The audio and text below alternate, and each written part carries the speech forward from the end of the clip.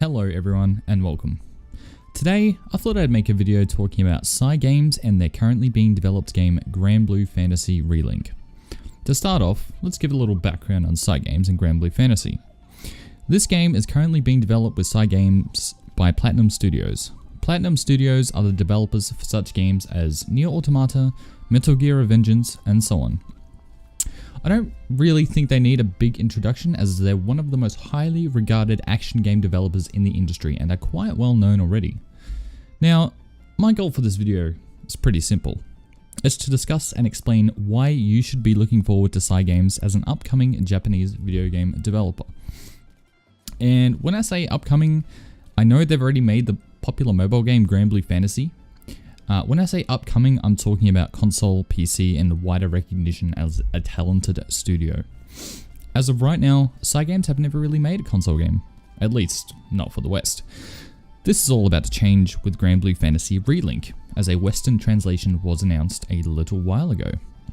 However, this doesn't mean it will get a proper release in the West, because they have published their mobile game Granblue in English, but for C and other Asian territories. But since it's Platinum, and given their popularity as of late, I foresee a proper Western release for Granblue Fantasy Re, so don't worry guys, it will most likely head over to the West.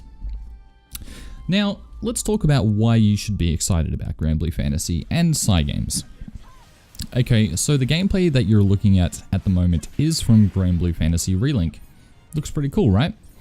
And maybe totally out of left field considering CyGames have never really made a console game or have even been heard of by the West.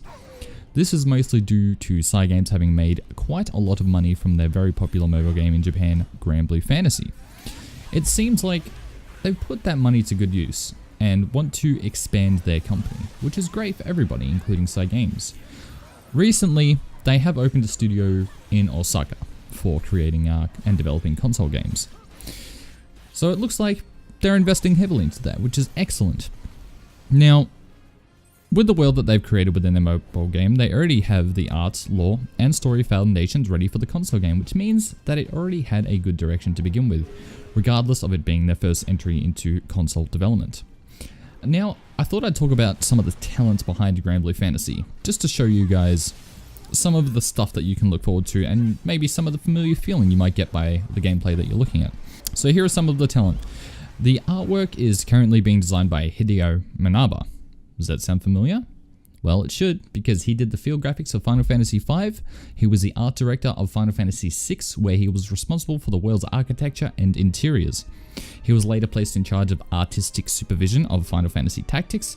After that, he served as an art director for both Final Fantasy IX and Final Fantasy XII. Pretty cool, right? And as you've seen, the art in this game is very nice. It has a nice watercolor / cell shaded look to it, which meshes well with its high fantasy setting.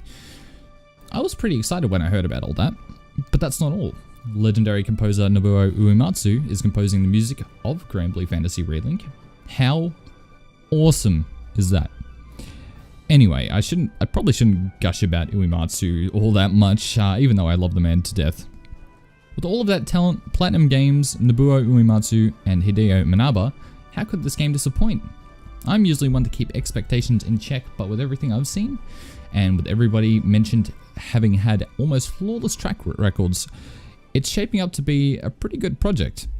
With what has been shown so far about Re, it looks to have a very familiar but unique style to its world. To some, it may appear generic or too familiar, but its grand scale makes it come across as refinements to the genre, and that is something we severely need in my opinion. Excuse me. To me, Re reminds me of the RPGs from an era not so long ago, with dragons, magic, goblins, airships, and huge, sprawling, lively towns. We also see our heroes running across what seems to be floating continents, which kinda draws some similarities to Bahamut Lagoon, a Square Enix game never released in the West. I love that magical feel and look to it. This game really does look like a AAA high fantasy RPG, one with great combat, great art, and great music. As it stands, it has the potential to be one of the great RPG contenders of 2019. Granblue Fantasy Re is set to have a lot more information revealed during Granblue Fantasy Summer Festival in December. Alright guys, that's going to do it for me. Let me know what you guys think in the comments below and games you're looking forward to. This is ProZeno, and I'll see you in the next one. Goodbye for now.